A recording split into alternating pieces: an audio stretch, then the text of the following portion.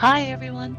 You are listening here today because you are either already presenting at senior level or your career is taking you in that direction. I'm Ariadne, and I head up the training team here in Confidence Speak. As part of my role, I speak with business leaders every day, so I am going to be asking Olivia the kind of questions you might ask. Olivia, when it comes to presenting up, when it comes to presenting at C-suite level, what exactly is at stake here? Yeah, and it's a good place to start because what I can tell you is that, Ariadne, not a day goes by that we don't speak to executives and leaders. And they all want to grow, they all want to move up in their careers. But the thing is, they're struggling in some way. And generally speaking, what will tend to happen is they'll come to me and they'll say something like, I really need to work on my influence. I really need to work on my executive presence. I'm very confident. I'm very experienced presenting. But the thing is, when you dig around a little bit, what you realize is that the awareness of how to really connect and really engage at a senior level is simply not there. And they think that it is, but there are a number of blind spots. And if I could just, it's interesting, when I was thinking about this audio event today, I was brought back to a client experience I had. And Ariadne, this is, is everyone still there? Yeah, we can still hear Yeah, you. no, just checking. Um, yeah, no, I'll tell you, I was brought back to this experience. It's probably, I'm thinking 12, 13, 14 years ago at this So point. before I joined. Pre you joining the party. And the conversation went something like this. It was a senior leader, and he said, we have a problem. We have a fortnightly meeting where our leaders and our mid-level leaders come together. Olivia, it's not working. We'd like you to come and be a fly on the wall and witness what exactly is going on so that you can help us. And it's interesting. As the conversation went on, I asked him at a point, what's the consequence of this meeting not working? And I'll tell you this, he didn't pause for breath. He said something along the lines of, we have brilliant technical minds, brilliant technical engineers, project managers. And this meeting is career limiting for them. Careers are stagnating. And that's a serious concern for me. It's a serious concern for this business. Um, and so, I don't know, I felt utterly compelled to really figure out what was going on and to really help this group of people. So when I think back, I sort of cringe when I think back actually, because we marched into this meeting with tripods and camcorders and being fly on the walls. And you can imagine. And you know, what I can say now is, as I think back, and I'm embarrassed to say this, I had myself and my team, we had no idea what they were talking about. Now, we subsequently did learn what they were talking about, but my abiding memory of the whole experience was that you could really feel the heat in the room. The So heat in the room. yes, if I think about the C-suite, there was this heat, and this wasn't the air conditioning not working. There was something about their line of questioning, their tone, their body language that seemed to radiate this heat, and not in a good way. And then on the other side, you had the presenters, and my golly, they were working hard, they were under pressure, somewhat stressed. So there was heat in this room. But what it felt like was just two different worlds. And it felt there was this significant disconnect. I knew it was our role to figure out what that disconnect was. And if I'm really honest, that's a long time ago. It's happening all the time. You know, we may not call it C-suite, but it's people communicating with top leadership. They're trying to make an impact, trying to have influence, and they're finding themselves, their careers are being limited because of the struggles that they're having here.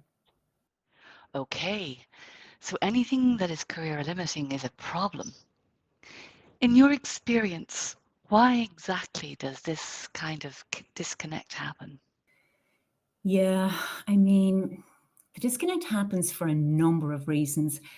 And it boils down to like a number of blind spots that we're simply not aware of. And I think today we will certainly scratch the surface in terms of what some of these blind spots are. Well, let's try to cover the Yeah, three most important ones. How about that? yeah, good. Okay, so let's start. What's the first blind spot we need to be aware of? Yeah. First blind spot, from my experience, the most common reason C suite communication can fall flat is the presenter, well, being focused on themselves, very often in survival mode, and not really thinking, well, what is this experience like for the others, the other leaders in the room, the senior C suite? There's this, I don't know, there's a need to show credibility, show my value, talk about what I've done, what I think, my perspectives, and my outcomes, my accomplishments. There's a real sense of being self absorbed in some way. And if I could just for a moment get everyone to think about the last time they've met a really self centered person outside of work, what tends to Okay. happen? Well, you tend to put up with this self centered person for a while, and then you very quickly get a bit frustrated, and what I do anyway, and then you remove yourself from that person. Like being self centered, like it not only alienates your listeners, but it's my sense that it absolutely undermines your credibility. And so, when I think about, I think people don't even realize they're doing it when it comes to presenting, but they Mm. so often are. Yeah, I think you think what you've got to say is so important to your listeners. You know, And how do we recognize that kind of thinking in ourselves? So how do we get, how do we change? Mm. In other words, how do you avoid being self-centered? How do you avoid being fully self-absorbed? Yeah, I think, as I tell my clients, you have to make your mantra, my job is to engage with their world, not mine. You have to shift your focus away from your accomplishments, your needs, your motivations to that of your audience. So there's really something incredibly important about leaving this self-centeredness, this ego, really, this self-survival to one side. And I think, as I tell clients all the time, whoever you are speaking to, whatever their titles are, you have to approach them as people first. What keeps them awake at night? What drives them? Like, what are their top priorities? What really, really matters and drives these people? I mean, if you can understand the minds and hearts of the people you're speaking to, my golly, you'll have a much, much better chance of thinking about your messaging and crafting a message that actually resonates with them. By tuning into their world, Ariadne, you'll certainly avoid your audience tuning out. You'll certainly Mm. avoid temperatures rising in the room. And I think we really think that it'll be really helpful to our audience if we set context and paint picture and give them an understanding of what we think. And the reality is, you have to understand them on a much deeper level and speak to their fears, their values, their aspirations. Otherwise, you're in bother. Okay, so what you're saying is shift the focus away from yourself Exactly. and address your Yeah. listener's view of the world instead of focusing on yours. Would that be Yeah, and you correct? know, Ariadne, just to come in there, when I think back to my client organization from the top of the hour here, Yeah. like they were all in this mode of being self-centered and really focusing on their own role, their own achievements. They weren't thinking about their audience. And it's so, so important. If you're not thinking about your audience in a deep way, so like, digging deep below the titles, you are going to struggle, no Mm. question. And I see. Yeah. And something you said earlier on was self-survival mode. This term, can you expand on that maybe a little bit for our listeners? What does that mean? Yeah, self-survival mode. It's that focus so much on how you feel, how you appear. That idea of, I need to get through this because I feel such discomfort.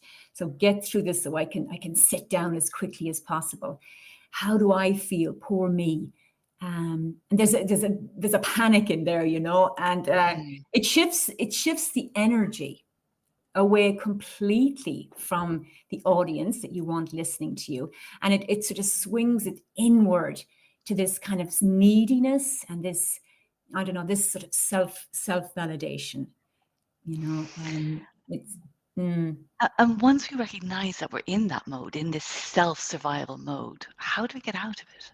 yeah. And, you know, I think you'll realize very quickly if you are in self-survival mode, because you'll really feel it.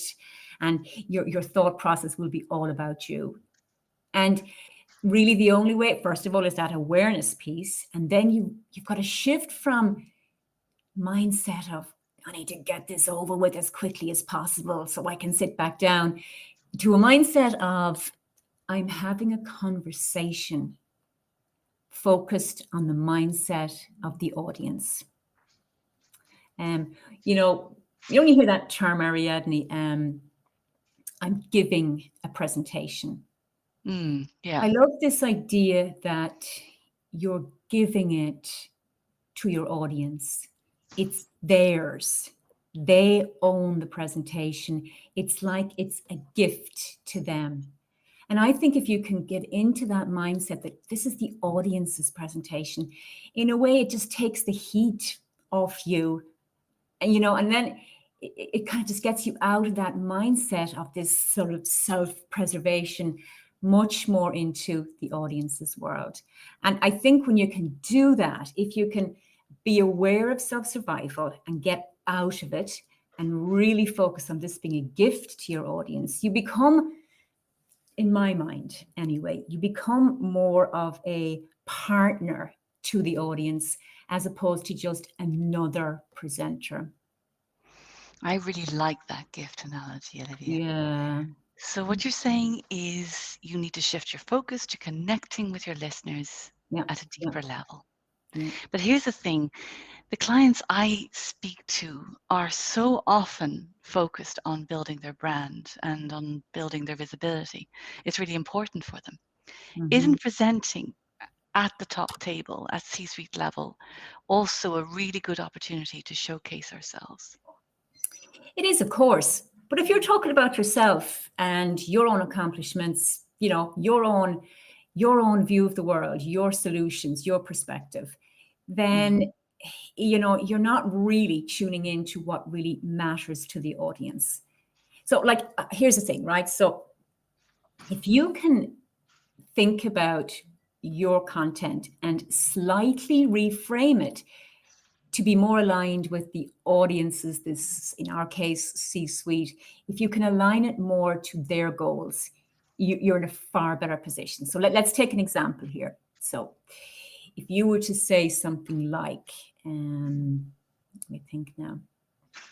Our team achieved 25% increase in productivity this quarter. Okay. Right? Woohoo! Your team achieved this. Well done, you. So that is all about you and your team. So the reframe has to be, well, what does this actually mean to my C-suite audience? So we slightly adjusted. So we've achieved this 25% increase. So this enables us to make sure we launch our product to the market, on time and within budget. And that really aligns with their values. So it's to take what you want to talk about and really think about it from their lens. Again, it's just shifting the focus there. Okay, so what other blind spots should we be aware of when it comes to presenting at senior level?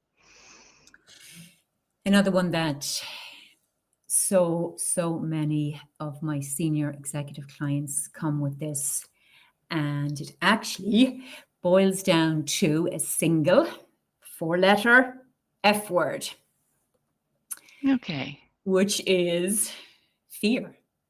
And it's such a, Ariadne, fear is such a common and natural trait. Mm, But when you sort of think about this, what are we afraid of? So I think we're afraid of failure, right? Okay, that's a given. That's again a very human feeling. But there's something more than that. We're very often afraid of being judged. We're afraid of being shamed. We're afraid of being challenged, criticized. So, yes, afraid of failure, but I think we're far more fearful of being seen to fail. And I think when we're in that place of fear, what happens to our communication? So, when we're thinking about crafting our presentations, well, here's exactly what happens. We play it so safe.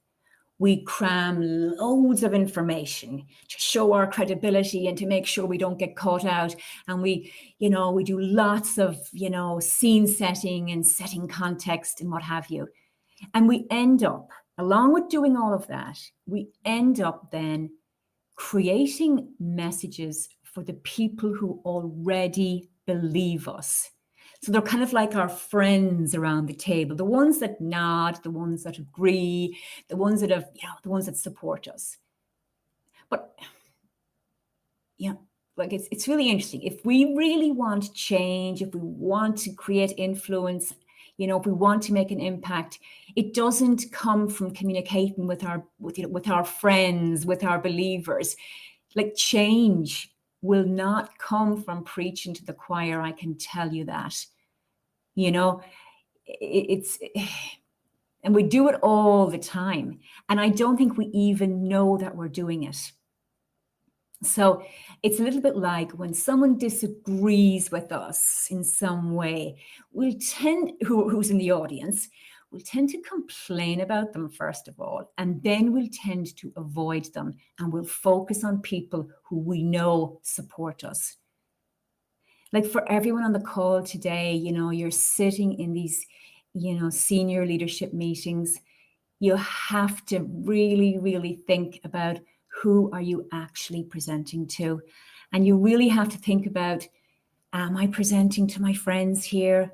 Or am I talking to the people who aren't fully on board? And, this creates discomfort for people. But I absolutely believe, if you're thinking about, the people who are not your friends, that's where change happens, Ariadne, and that is where magic happens. I fully, fully believe that. Okay, we'll talk a little bit more about focusing on the audience and this magic. How do you make that happen? Yeah, how do you make the magic happen? I think when we think about our audiences, very often we think about this big blob of people, right? Bobbing heads, a whole bunch of people, whether it's 10 people or 50 people. But here's the thing, if you really want magic, what you have to realize is that your audience is divided up into subgroups, okay? And the group you want to focus in on, the ones you want to be preparing your messages for, are what I would affectionately term your fence sitters. Fence sitters. Your fence sitters. So these are the people. I also have a vision of people sitting on a fence. It kind of makes me laugh. And so these are the people who do not like, they may not like you, right? They may not believe you. They may believe something utterly different. They may even think that what you've got to say is utterly irrelevant to them. But here's the thing. These fence sitters are the people you most need to reach. If you want any kind of influence, any kind of change to happen, it happens with your fence sitters. These people are not in your corner, but you know what? They don't know what corner they're in, and they are open to be changed, and they're open to be moved in some way. And I can tell you this from my experience, and I'm working with leaders a really long time who are presenters, should I say. They rarely think about who is the subgroup here. They rarely identify who are these key players that I need to be thinking about. And that's why messages can fall flat. That's why angst happens in these meetings. That's why we feel challenged, because we're not tuned in to our fence sitters. So what I'm saying to everybody on the call today is, if you have a laser sharp focus on who your fence sitters are, you have a really strong chance of making change, whatever that change is that you're looking for. You really have a strong chance of creating whatever transformation it is that you're looking for. Okay, well, that's really insightful. But how do we figure out who those fence sitters are? Yeah, who are the good old fence sitters? And here's the thing, right? I have people on this call this afternoon, and they're going to eye roll with what I've got to say next. I'm going to have people saying, "Oh, for God's sake, Olivia, we know this." But here's the thing. It seems so obvious, but it is the small things that we tend to forget. So, identifying fence sitters, 3 steps. First step is you have got to figure out what your purpose is. I'll wait for the eye roll.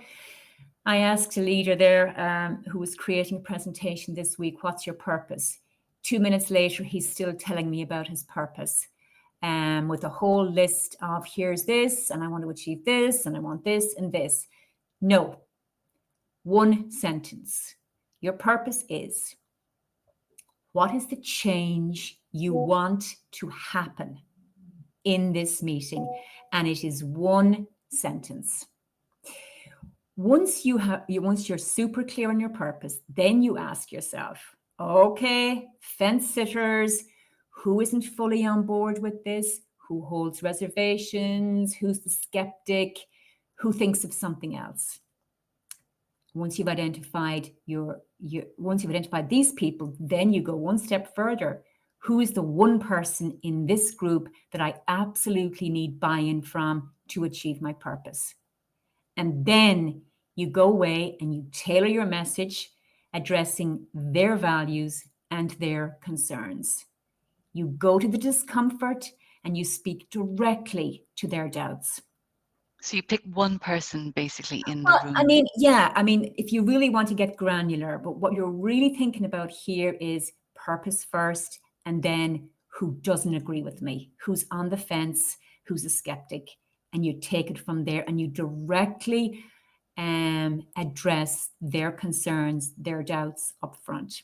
Let me give you an example. I was only there, a week or 2 ago. I had a wonderful client, and he was looking to pitch an idea for changing the entire strategy for the data analytics in his organization. Now, the tendency would be to overload an audience with, here's why it's so great, and here's why the change is so important, and here's what it'll all look like. But he needed to step back here and consider, okay, what are the stakeholders here that view this idea as risky, impractical, irrelevant, not a priority? He needed to identify those and then speak directly to their objections. And that's how he would have to, start his presentation and build his presentation around their perspective. And of course, then, add in facts and case studies to back up his message. So he's more than just someone coming in, presenting another pitch. He's deeper. He is now a partner because he's really looking at, here's the business strategy, here's your focus, and here's what I'm proposing. Once he's seen as somebody who's more of a strategic partner here, he's absolutely on a win. There's no question about that. Okay, so what you're saying is when you stop preaching to the choir and you instead start engaging your fence sitters, that is when the magic happens. Absolutely. Yeah, yeah. Okay, well, these examples are really useful, Olivia. Could you maybe share another example of a challenge at sea level that you might have come across recently? Yeah. This is kind of an interesting one for me.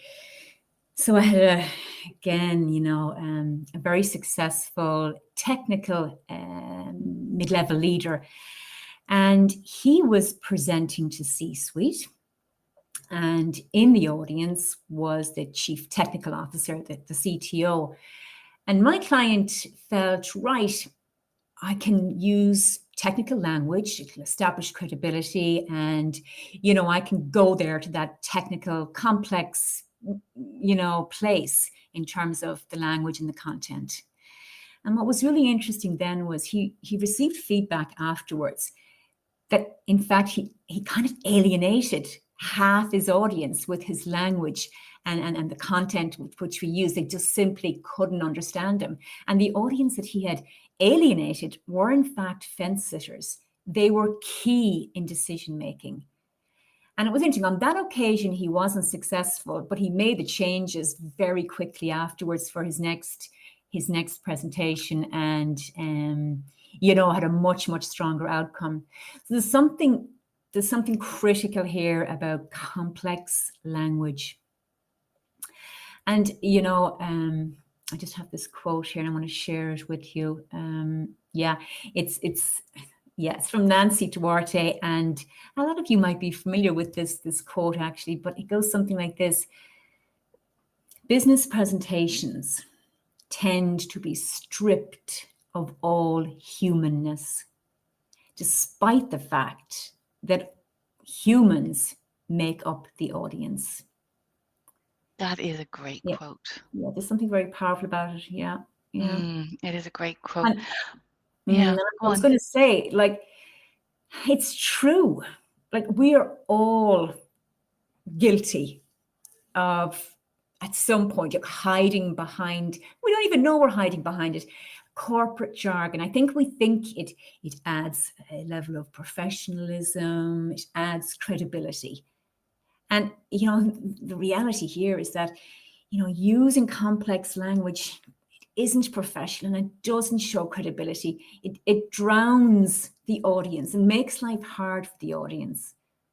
Like for a lot of my clients, and I work with so many, all of my clients, I would say, are technical roles, whether that's medical devices or software engineering or whatever. My mantra to them is, speak to us, not at us.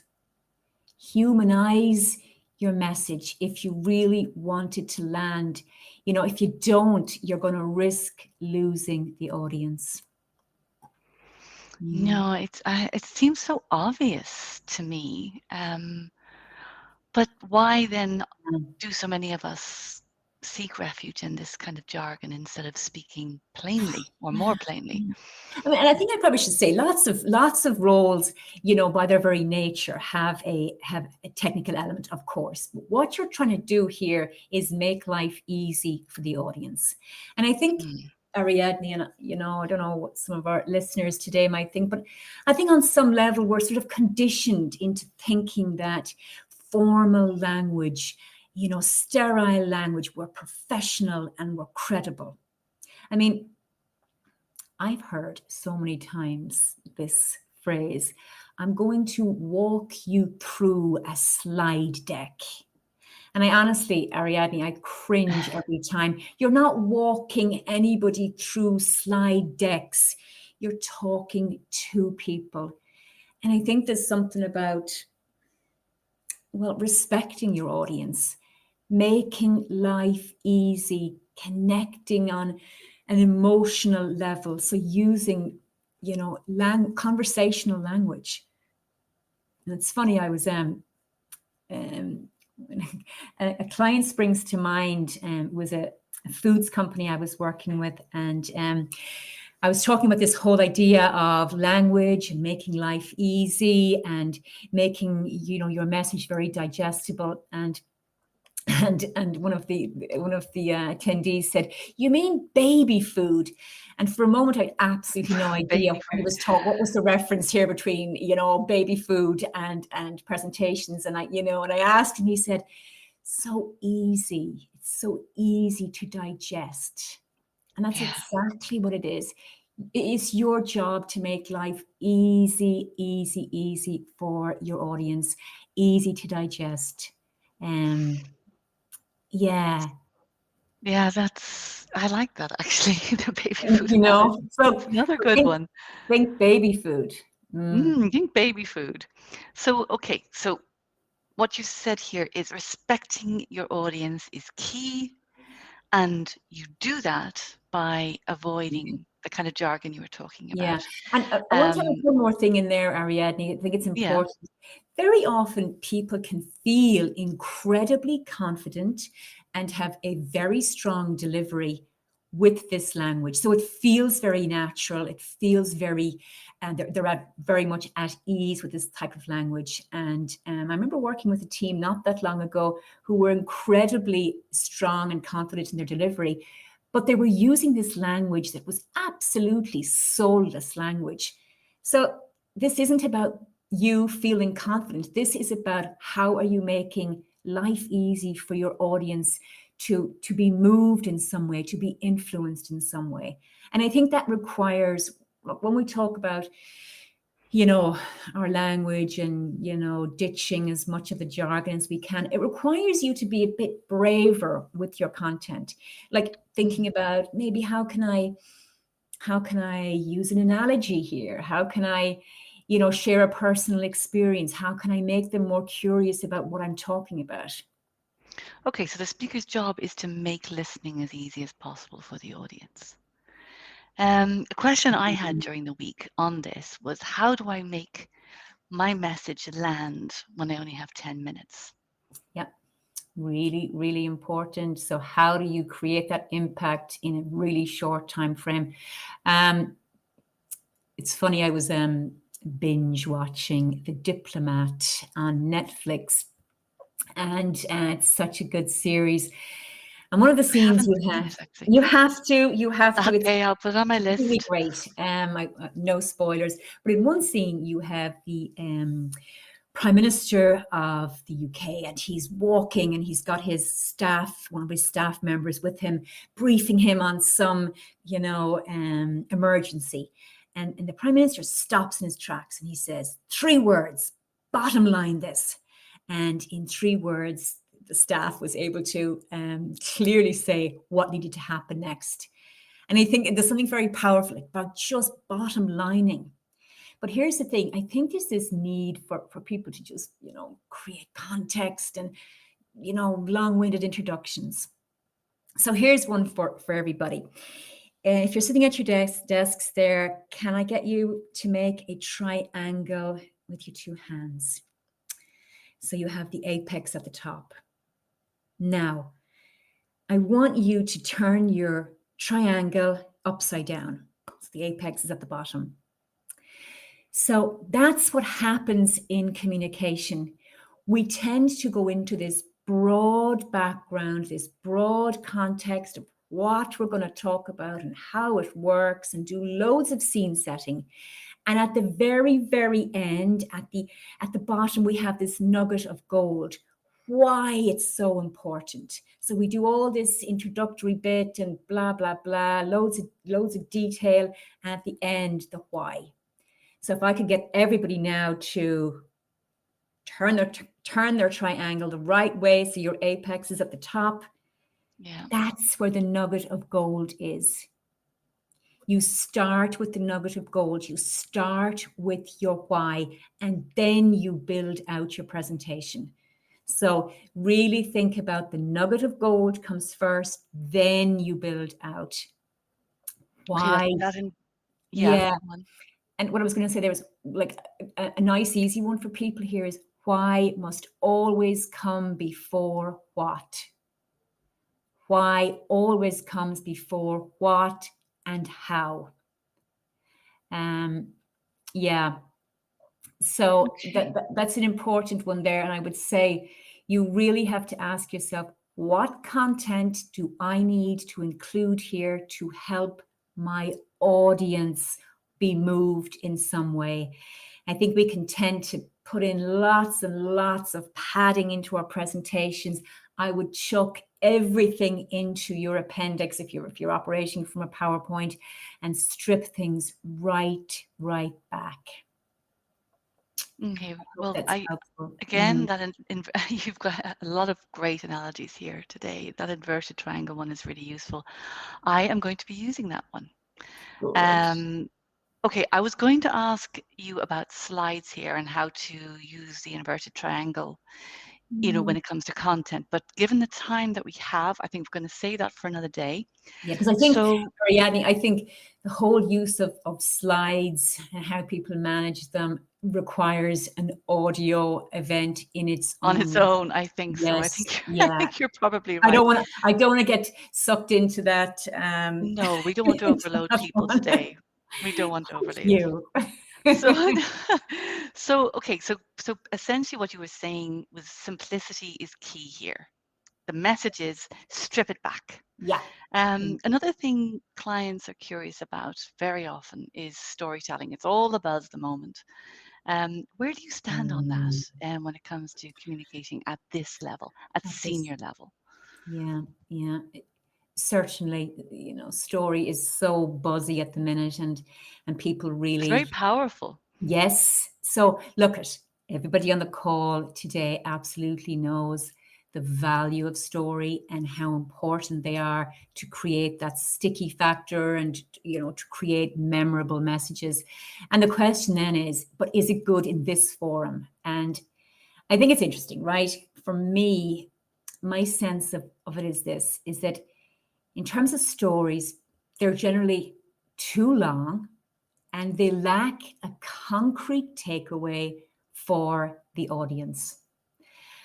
So here's what we do, like when I'm working with clients, because I'm saying, yes, they absolutely have a place at this level. But what you need to do, and we help our clients, we give them a very clear format to follow. I know that sounds awful, give them a format to tell a story, but you do need it Yeah. because we help them put a story, powerful stories, into 3 minutes with a clear outcome for the audience. And I think that is absolutely critically important. As you say, time is of the essence. Is there space for story? I absolutely believe there is, but it has to be done in a very concise way. And having a process to follow, I think, is critical for people. And that goes back again to what you said earlier about humanizing your messages. Storytelling essentially is doing that.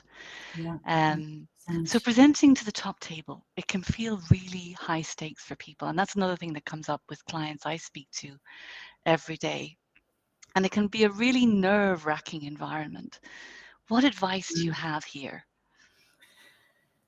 I mean, once again, Ariadne, we're going to have to do another audio event on this whole area because, of course, it is nerve-wracking. The stakes are high.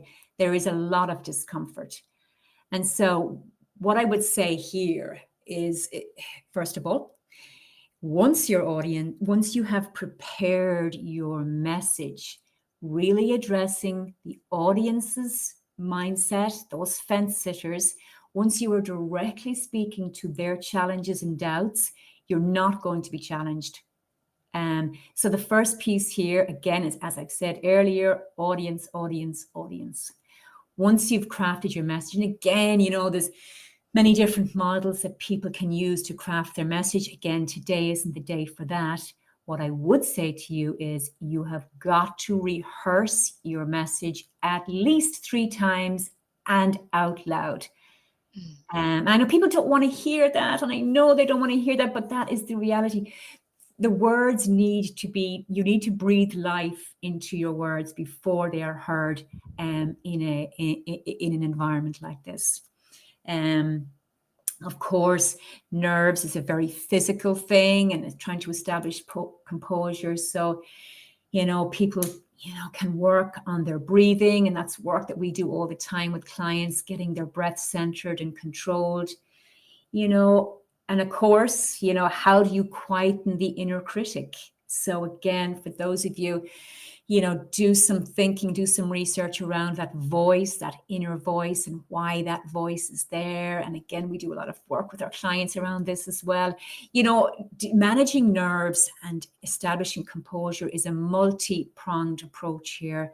But I think you have to understand, what I would say is that there is discomfort here, Ariadne, for people because they're playing bigger. They're stepping out of their normal comfort zone. They're stepping up onto a bigger stage. And with that will always come discomfort. And in a way, it goes hand in hand. So there's It's many almost, things. What were you going to yeah. say? I was going to say it's almost unavoidable, really, when the It's stakes are unavoidable. high. You're going into a meeting and you want to, influence some strategy, or you're looking for more resources or more budget, or you're looking to do something different. The stakes are high, and with that comes discomfort. But that's okay. That is Yeah. okay. And again, something that people can do as well is use that energy, that nervous energy, and turn it into something positive, make it a positive energy. And that's something that we talk about as well. Yeah. So, okay, before we finish, Olivia, what would you like the audience to leave with today? What's the key message you'd like people to walk away with? Yeah. Yes, there's a couple of things, Ariadne, really, that I think are important. First of all, I think we've scratched the surface today, and I think what I've talked about, because I feel it's at the heart of all of this, is that focus on the audience. And for those of you on the call today, it might feel and sound like, oh, that's such an obvious thing. And of course, I focus on the audience, but I'm going to challenge you on that. Are you really thinking about the audience? So I would say, watch out. Are you in self-centered mode? Are you in self-survival mode? I'd also observe others and ask yourself, are they? So walk in the audience's shoes is the key message. I'd say, are you preaching to the choir? Are you preaching to your friends? And observe others. Are they? So you need to start speaking directly to the fears and the doubts of your fence sitters. And finally, I would say, please make life easy for your audience. See this as a conversation you're having with them. See them as people as opposed to titles, scratched beneath the surface of the titles. And I think, look, there's lots more things we can do around influencing techniques. We can do lots of work around executive presence, absolutely. But this is the fundamentals that you have to get right. And I do believe, after working with so many leaders and executives over the years, that the credibility comes when you really focus on connecting with your audience. And I absolutely believe that that's where transformation happens for people. I want to come back to my client company that I mentioned at the top of the hour here. And as I said, it was so long ago, but I do believe, when I think back, it was an absolute privilege to work with this group, because I think it helped, certainly me and my team, deeply understand the challenges of C-suite. It's rare you get an opportunity to actually be a fly on the wall and to be in these environments. And I think, we were able to support them in a very meaningful way. And when I think back, like together our team and the team of presenters we initially worked with, we together we redesigned their approach to their presentations. We redesigned together, how they looked at their C-suite leadership team and how they really thought about their audiences in a different way. And I'll never forget, my golly, we did lots of voice work and lots of stage work with them. And they were so brave when I think back. But I do think they did redefine how communication happened within the organization. And what's really interesting, thanks to the power of LinkedIn, was that those presenters now sit in the C-suite side of the room.